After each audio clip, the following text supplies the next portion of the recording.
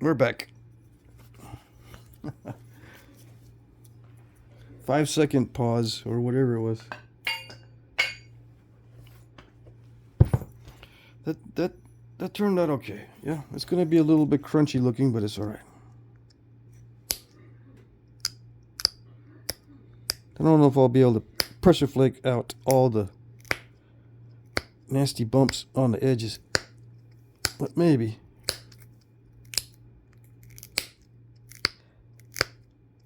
Yeah, it's good to do these in the beginning because I don't want to do the hard stuff at the end. I'm going to try to make as many points as I can today. I don't know about making as many videos as I can, but I'll try to make as many points as I can. All right, that's too difficult to pressure flake. So I'm going to pretend it's pressure flake by using little bitty percussion flakes.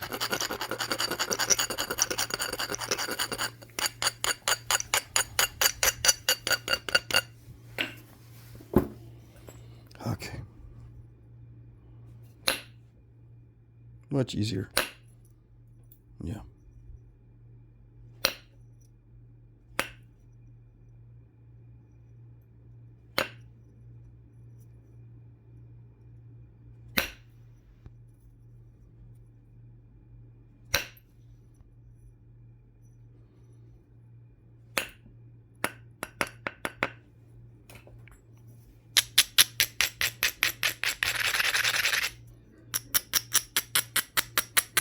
It's much easier, especially with these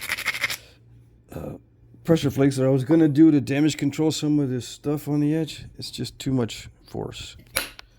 With pressure, I would get exhausted way too fast.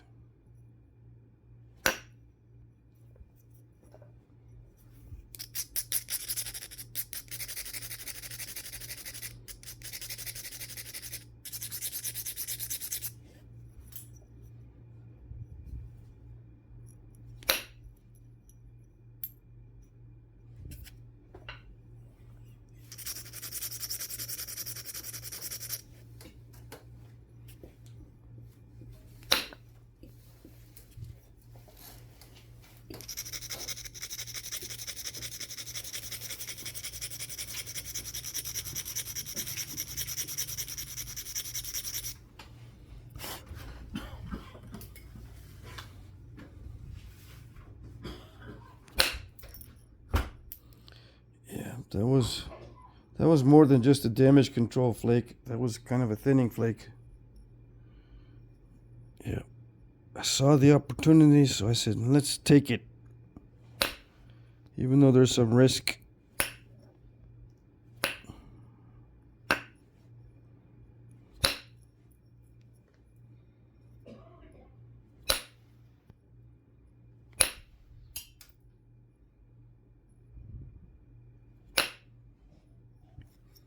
Oh yeah, and I skip around sometimes, right? I'll skip around. I'll prepare one area, and I'll say, I don't want to hit that area. I'll skip around and hit another area. That's not a strategy. That's ADHD. Okay, so you might get confused. You might say, well, what is that mentality? Why does he do it that way? Is there a strategy? No, it's ADHD. I get distracted. That's maybe why you can't figure out some of the moves. Some of the so-called moves.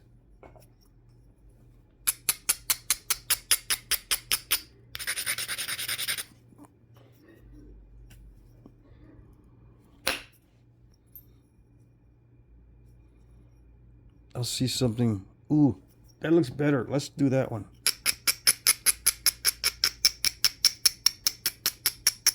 I mean, it's kind of a strategy, but it's almost reactive and not planned. There's an overall plan, but like I was gonna hit. I've been wanting to hit here for several minutes, but I don't. I start getting distracted by other areas. But I need to hit that area. That's just a bunch of mess right there. It's a big bulge. I need to get rid of it, but I haven't hit it. I go and grind it, but I still haven't hit it. Let's hit it. Yeah, let us hit it. Maybe I know subconsciously it's not gonna work that great.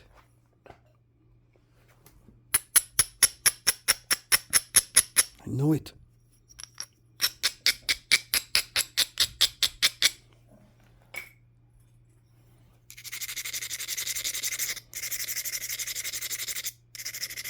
It's gonna get all crunchy on me. Let's see. All right. Yeah, it's okay.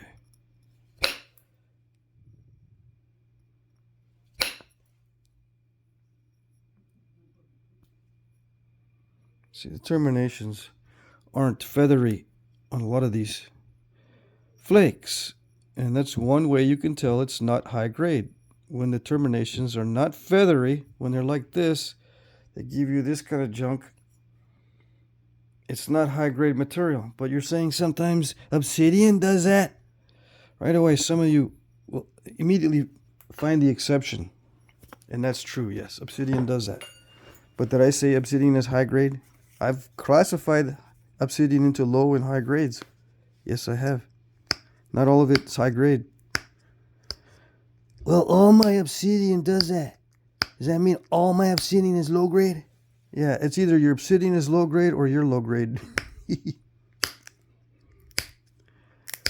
Yeah. Either you don't have enough experience with it or it is low grade Obsidian. Yeah. Or both. If you're not getting feathery terminations when you think you should be, because you're doing everything right, it's the stone. Yeah.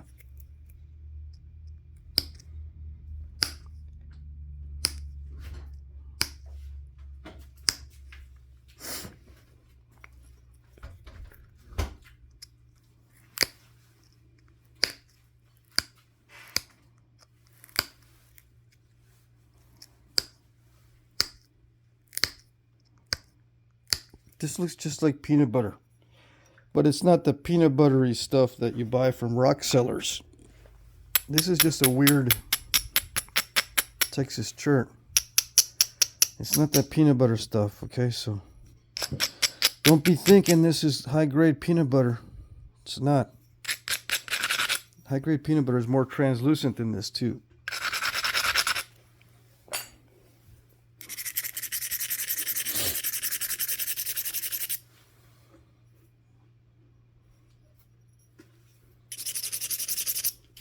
Lumps I'm going to try to get rid of with indirect percussion. Yeah. I'm not going to thin it down too much, but I see some opportunities. No more drastic thinning. Just a little bit of thinning. How's that? Just a little bit. Yeah, just a little bit.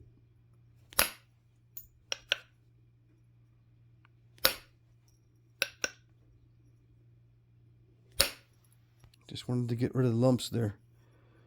And then if I see a good, I can probably get a good strike from the other side to finish that off.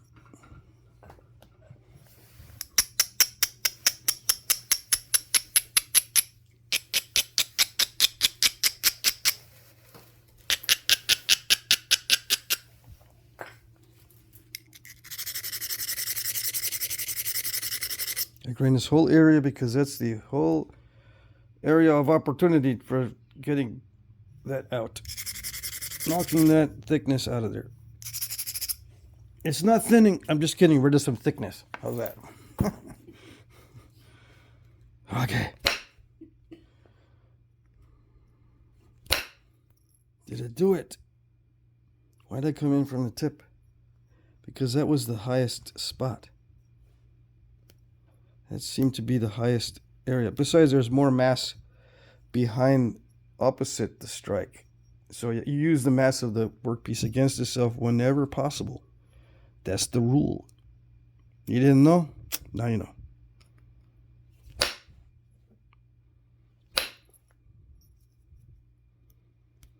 Yeah, crappy little terminations.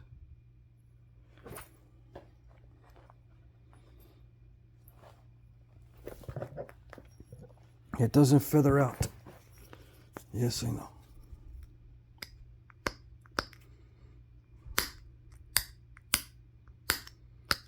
And this obstacle is at the end of the flake, so it's difficult to predict what's going to happen.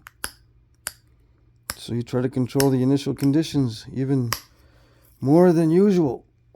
If you have time, you can try to control the initial conditions with every single flake and end up spending 6 hours on one point. There's nothing wrong with that unless you don't have time. Back in the day, they didn't have that kind of time. I don't think they had that kind of time. Maybe they did. I doubt it. I think they spent 60 minutes, not 6 hours. Maybe an hour on a point, but not 6 hours.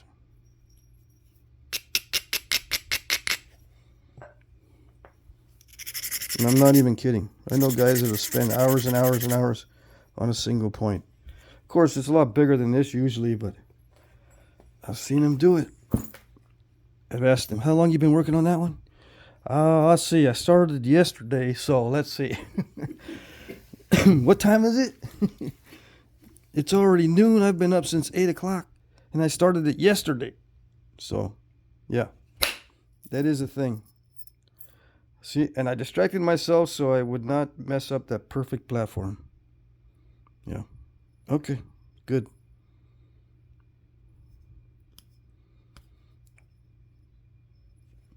That's a life hack. You can distract yourself so you don't think about it too much. All right. Now what? I get all the nasties out.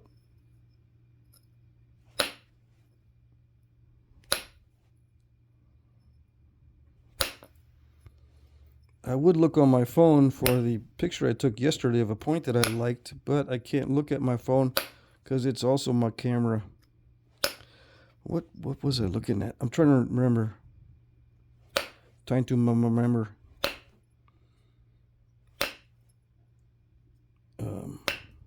There's a point from Arkansas that's really nice. I remember it's from Arkansas. It's got side notches in it. The body of the point looks like this. It's got nice side notches. It's not big sandy, but it's similar. I just can't remember the name of it. I think I'll make one of those. Yeah.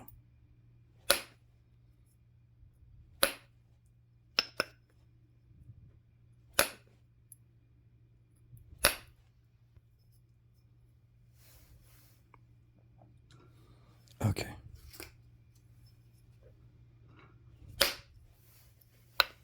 It's in the Overstreet Guide, which means it may not be in the archaeological books or reports or studies. It might be a collector point, but we'll see. I'll find it. I'll put the name in the description below.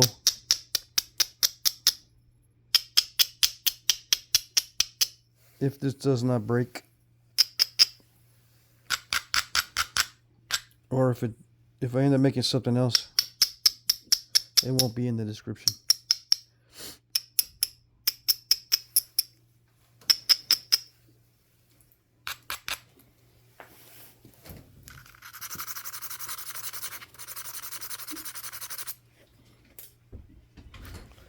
Let's thin down the base, shall we? Yes, we shall. Not like that. Not like that. Okay. Don't make me hit with excessive force. Okay, I see how this is going to go.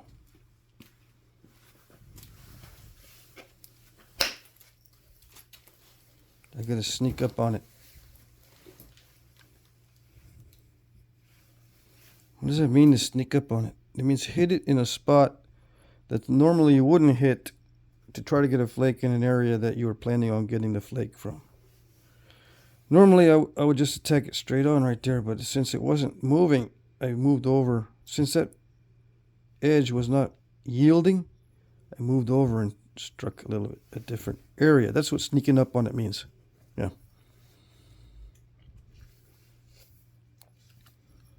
It didn't expect that.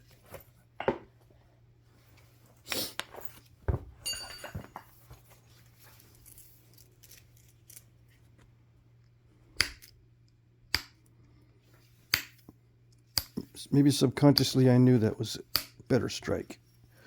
Does it count if your subconscious knows, but your conscious doesn't know? Is it still controlled?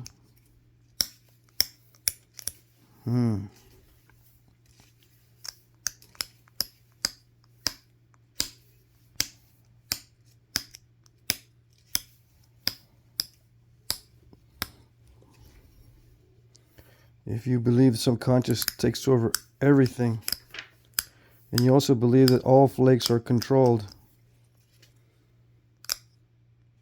is there a contradiction there? Because people that think that subconscious takes over everything means that we have no control, but the same people will then say, yeah, look at all them controlled overshots, all them controlled flakes.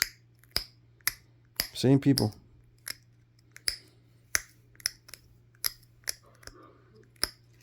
Or is it the opposite?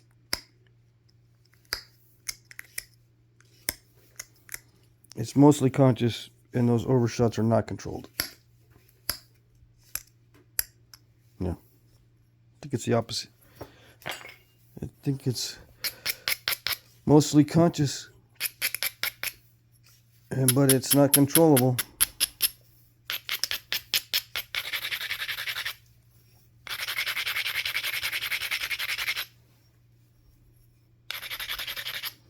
We try, but often fail.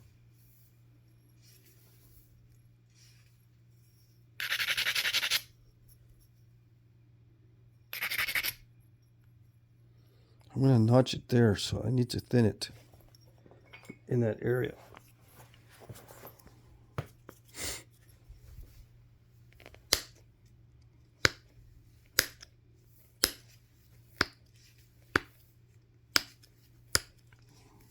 Set up the edge for a strike. But while I'm here, let's do some more edge. This has nothing to do with striking here that I want to strike here, but since I'm already working the edge, let's work some edge up here. What's the mentality? ADHD. Yeah. At least some of it is due to being distracted, or, trying to do 100 things before you do one thing.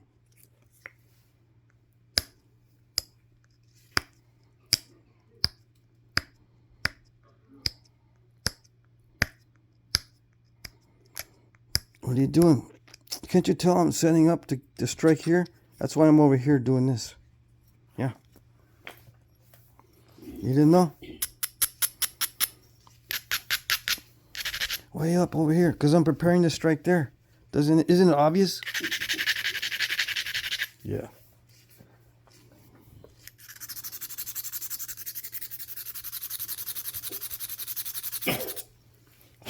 Okay.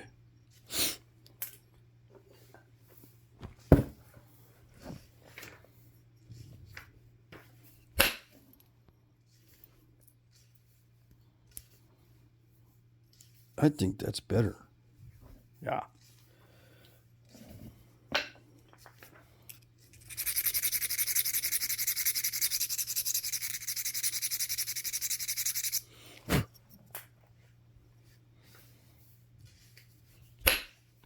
Come on. All right, let's see.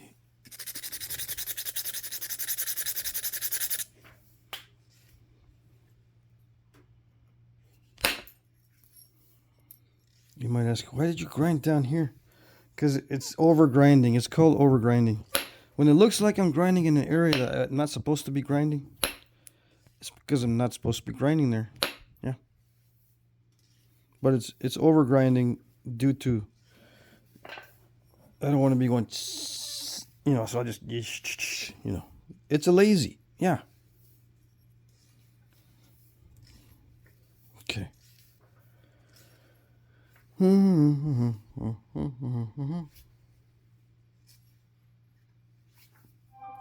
Don't be thinning it. Don't be thinning it.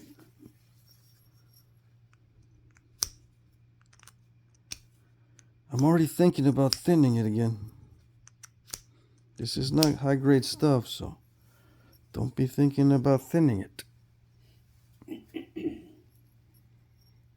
All right, so it's good enough.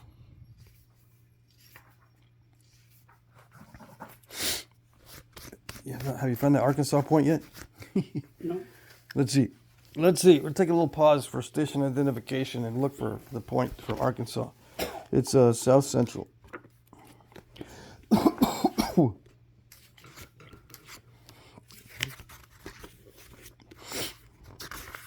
Maybe I'm violating copyright by flicking through these pages, but you can sue me. Go by each one at a time. There it is. It's called the Cache River. That's what I'm gonna make. I'm gonna make it. I'm gonna do it. I like it. Well, I gotta go really narrow on the tip, don't I? Dang. Well, maybe not. I can leave it wide like this one. I was thinking, man, that's too narrow. But there's one that's not so narrow. I'm gonna use this tip with those notches. I like those. And this base. Yeah, like it. What's it say here? Crowley's Ridge Church. We're gonna pretend this is Crowley's Ridge Church. Whatever that is. Aleister Crowley's Ridge Church? I don't know. Who's that? You don't need to know. You don't. I need to know basis. You don't need to know who that is.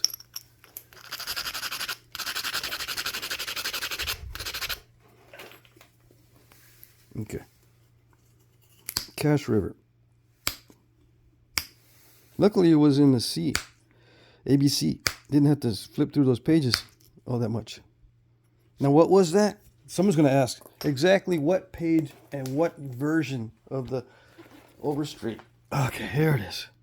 Official Overstreet 15th edition Indian Arrowheads Identification and Price Guide. Edited by blah, blah, blah, blah, blah. Okay, it's thick. If it doesn't have 1,119 pages or 1,120, it's not the right one. Okay? And don't spend $135 on it. Get it at Barnes & Noble. Because immediately you guys have already typed in Amazon. What? The book is over $100. Yeah, you can find that in 5 seconds. Don't buy it at 105 or 115 or whatever. Stupidness. Yeah, Barnes & Noble. Okay. $35. If you hurry and take advantage of the after Christmas specials or whatever it is. Hurry while supplies last, because within 10 minutes of me announcing those, they sell out. Yeah. I've checked. I've tried it.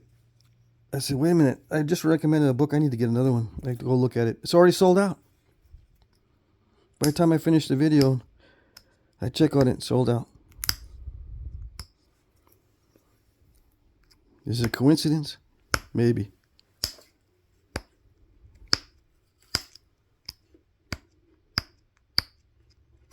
Maybe. Just my luck.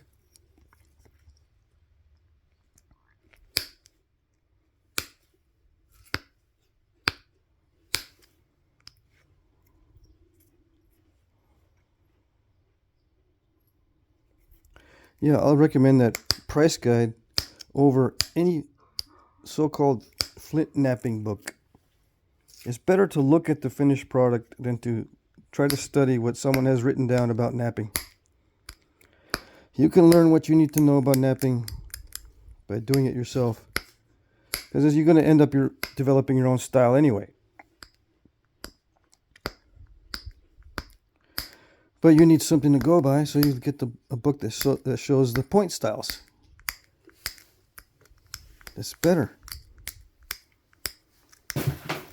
Too bad they don't have side views. Any book that does not have side views only gives you half the information you need. So yeah, even with 1,120 pages, it's only giving you half the information you need at best.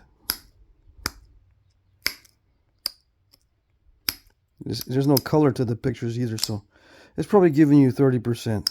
There's no color in those side views. You're missing the color of the items, the color of the shirts, and you're missing how thick they are. You can't do a width to thickness ratio without side views. Is it important? Yes, it's important. Because most guys try to make points that are way too thin. And they suffer needlessly.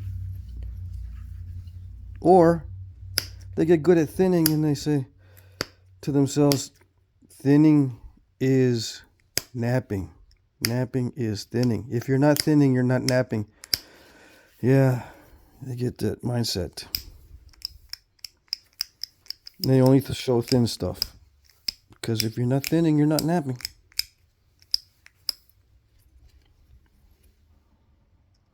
Maybe they don't include side views because it's a conspiracy. So you don't see how thick they are. Because if they're thick, it's not napping. Yeah. It's a conspiracy.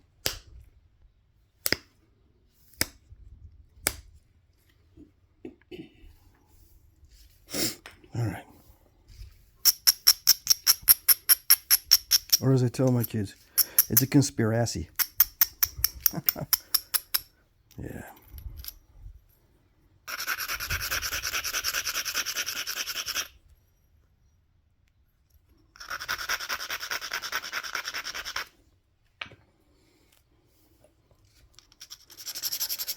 Yeah, we don't listen to conspiracies, Dad. Only you boomers listen to those. Sure. You think you're immune to the conspiracies? They're everywhere. Yeah, but thinking the conspiracies are everywhere is a conspiracy, Dad. Yeah, I suppose. Can I blame it on being a boomer? Can I escape blame? Well, I'm just a boomer, so I got an excuse.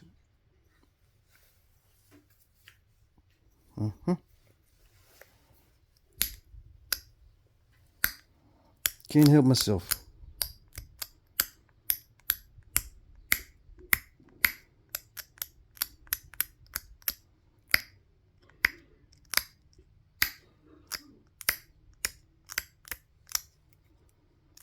Why am I working on a tip already? I was supposed to do this last because that tip looked kind of delicate. Yeah. All right, I'll stop. And put in some notches.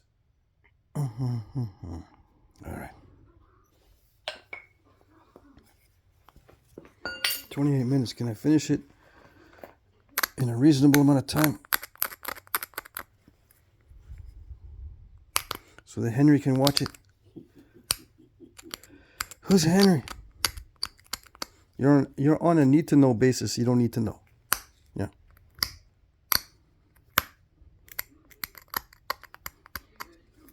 You don't need to know.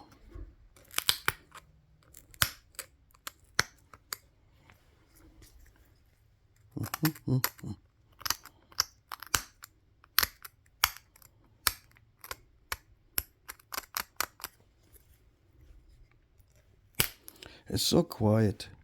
There's no dogs. There's no neighborhood noises. There's no ambulances. Yeah. What's up, Roberto? There's no ambulances going by. Yeah, that's pretty good. You can make ambulance noises. Make me feel at home. We have ambulance noises at my house because I live like half a mile from a hospital. Yep. It's true. And sometimes there's helicopters. Sounds like I'm living in a war zone. These emergency helicopters. Yeah.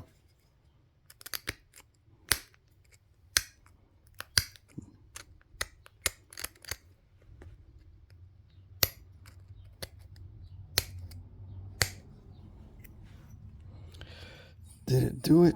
Am I doing it right? I'm blowing away the sides of that notch. That's what I'm doing. It's not supposed to. It's supposed to be narrow entry. I'm not paying it close enough attention.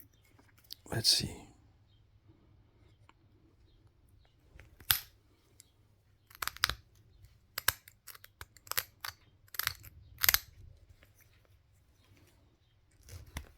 Yeah.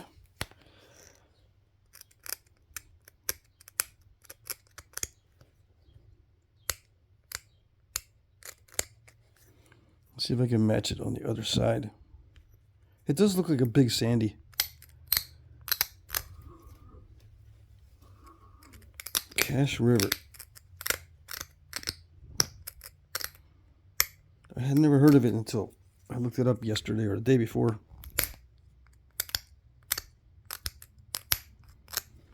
Dang it. Yeah, this stuff doesn't notch well. Surprise, surprise.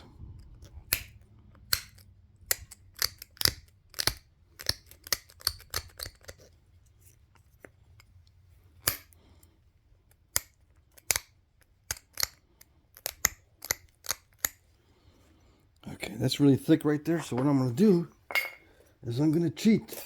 I'm going to use a file and a notchometer. Here we go. See how thick that is right there? That's what you call a lump right where you're trying to notch. And that happens 99.99% of the time. You didn't know? Now you know.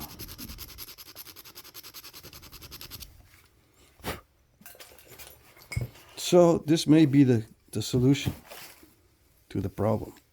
Yeah. As long as I don't get too aggressive. See if it did it. Ooh, that's not bad. Not bad at all.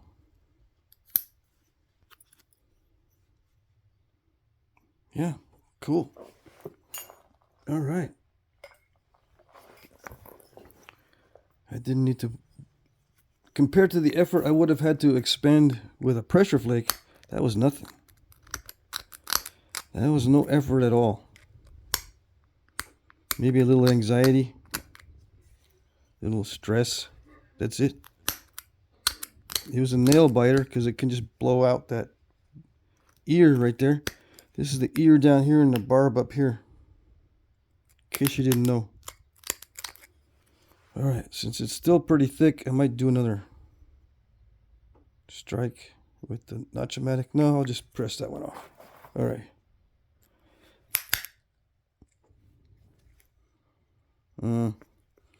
I'll use a notchomatic on the way up, on the other side. Yeah. But first I gotta file away whatever is nasty at the bottom of that notch.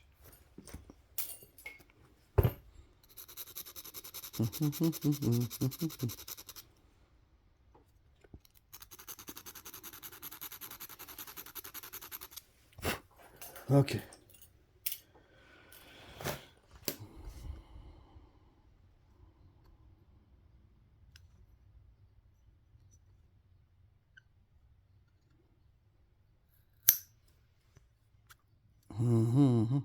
But it's gonna want me to hit it really, really hard. Yeah, it's kind of crushing. I'm not gonna hit it hard though. No matter what it wants me to do, there's no way I'm gonna pull back on that spring to the max. There's no way. Even though it's gonna do what it just did, which is step fracture, because not enough force. Yeah, there's too much of a potential of cracking it right across this way. It'll crack right across that way. Yep.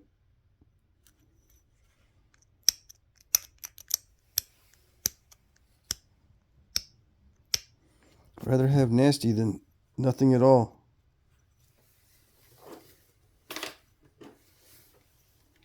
Yeah.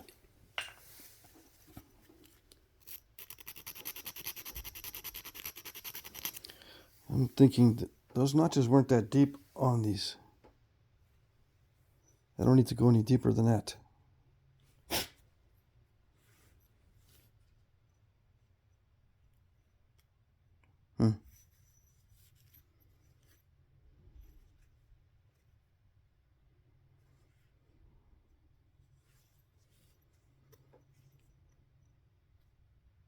Yeah.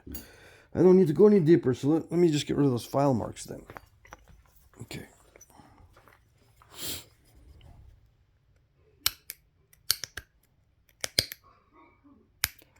Expand the notch a little bit.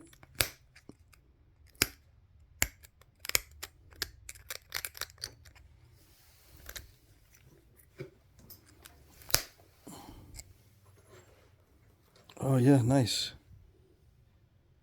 I popped out that step fracture too. That worked. I'm gonna leave that side alone.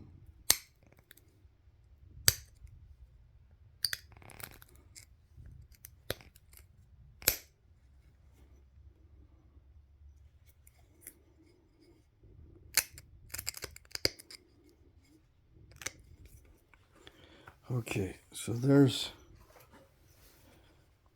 it is. Just expand the notch a little bit.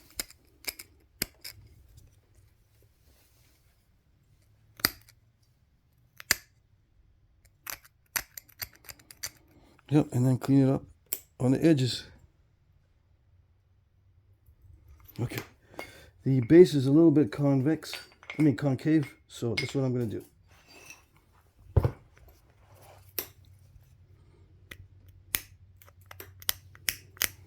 36 minutes.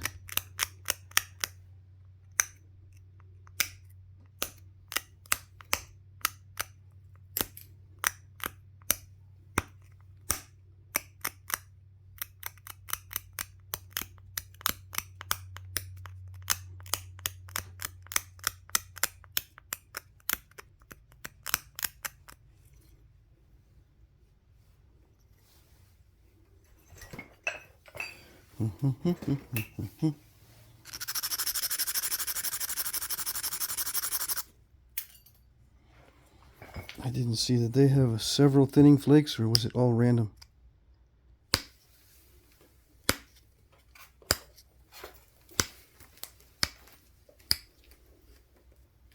I'm just going to do several thinning flakes.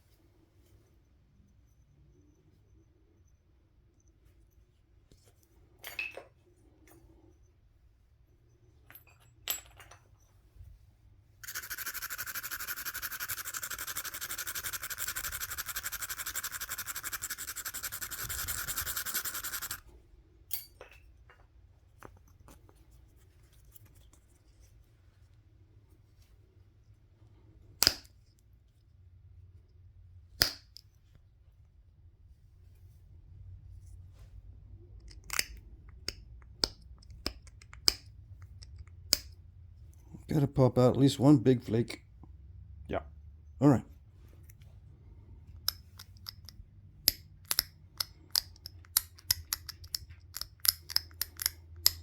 I'm gonna do one of these. Just one of these flake picking passes, and then grind it down a little bit, and do a sharpening pass. A sharpening pass or two. That'll bring down the width a little bit.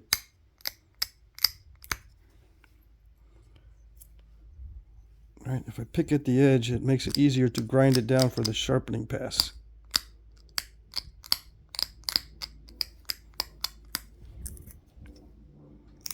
And then the needle tip, or the cuneate tip, is the last step.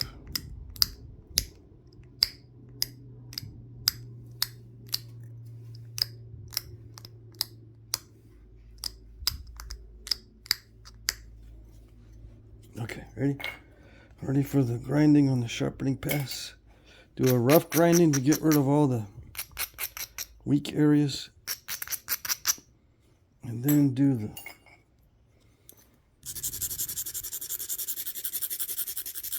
the grinding in preparation for the sharpening pass. I don't think these were beveled.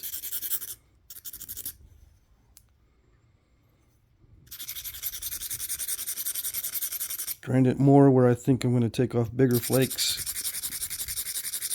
Grind it less where I'm going to take off little bitty flakes.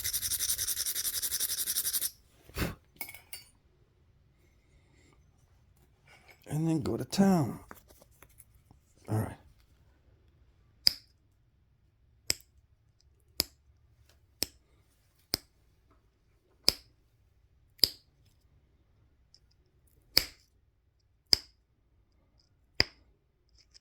What is a sharpening pass? It's when the bulbs of percussion scoop out the edge. So you got like a hollow ground effect. Yeah. It thins it down.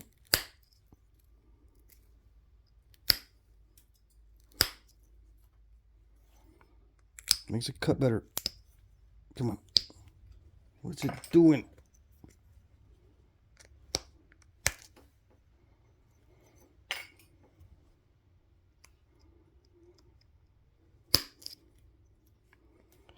What are you going to cut with it, you might say? I'm not going to cut anything with it. It's just for someone else that might be doing some cutting.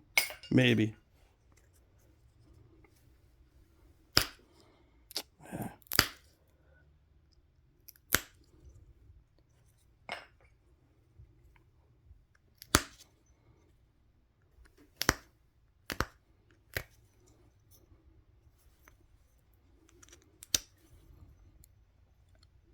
It's not perfect.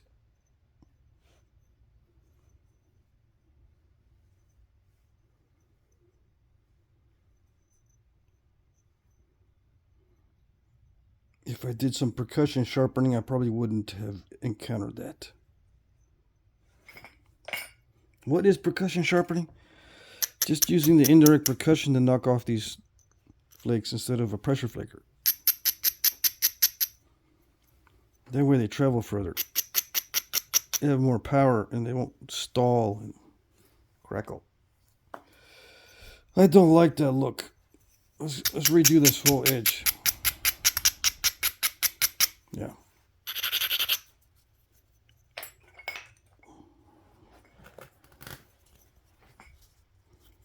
I'm going to redo the whole edge.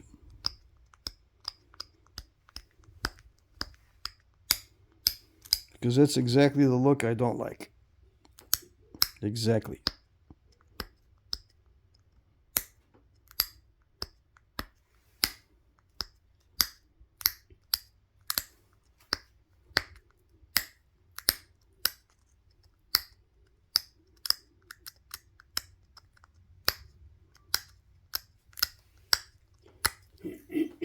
This down here doesn't look too bad, but up here where I was going to take off more mass, it didn't respond well, or I didn't pressure flake it correctly.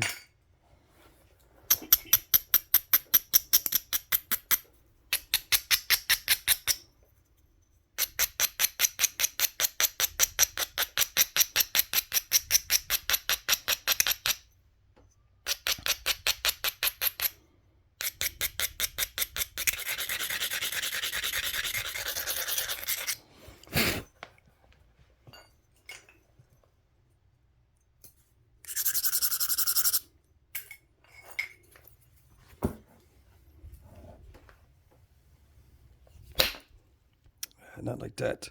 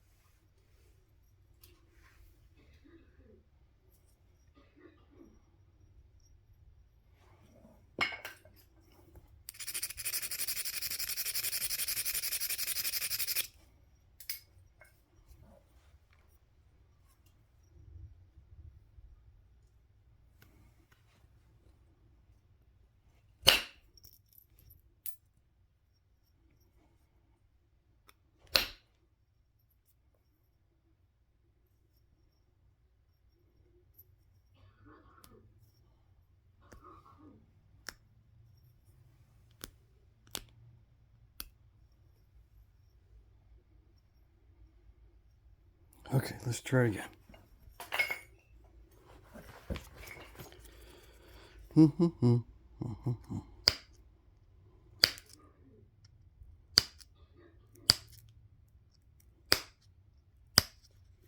Yeah. It's going to end up being narrow, which is okay.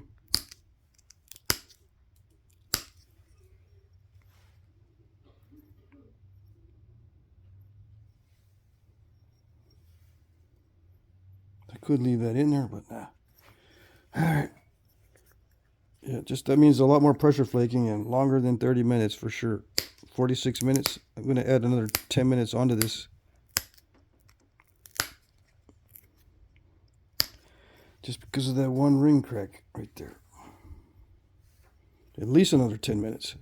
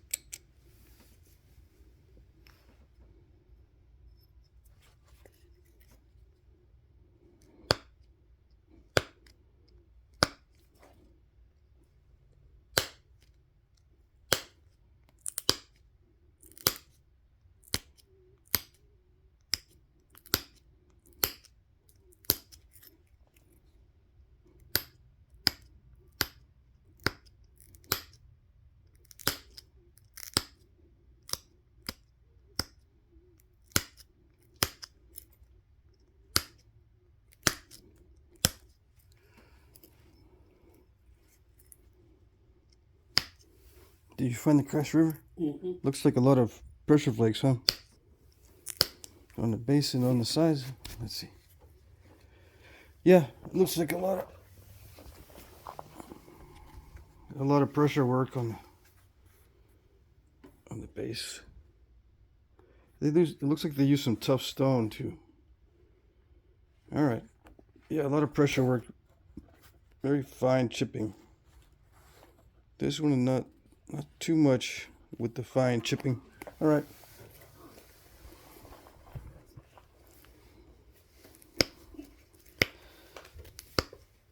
I'll try to incorporate as much fine chipping as I can tolerate. I didn't like the way it looked before when I was doing the quote-unquote formal way of doing it, where you pick on the edge to prepare for the final pass and grind for the final pass and then start to pressure flake in a sequential manner. That didn't look right to me. Both because I probably wasn't doing it right and the material is not cooperating all that much. See, on the Cache Rivers, there's a lot of long pressure flakes, which is heavy pressure. I was trying that, but I can't do it on this material. Me, personally. Somebody else might be able to. I was having a hard time. I did not like the look of it at all.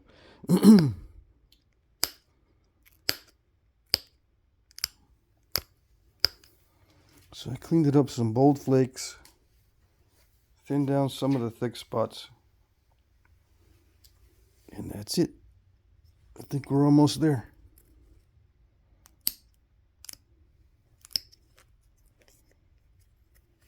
We're almost there yet.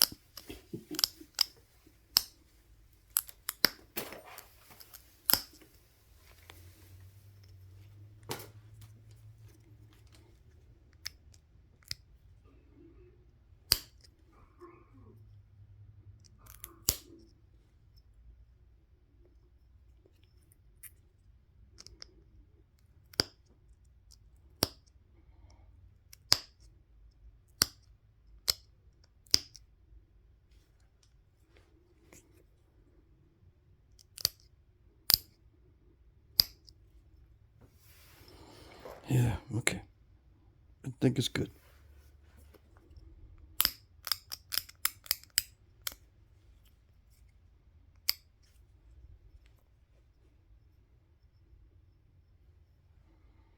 Yeah, Cache River. That's it. That's my version. The ones in the book have bigger flakes. As far as pressure flakes, I have little bitty pressure flakes and big percussion flakes. So mine's a little bit different. Mine's typically what I like, right? That's what I usually do. Big percussion flakes and small little pressure flakes. Anyway, it's not a reproduction. It's just something I like. The shape, I like the shape. So there you go. Hopefully that was good. That's it.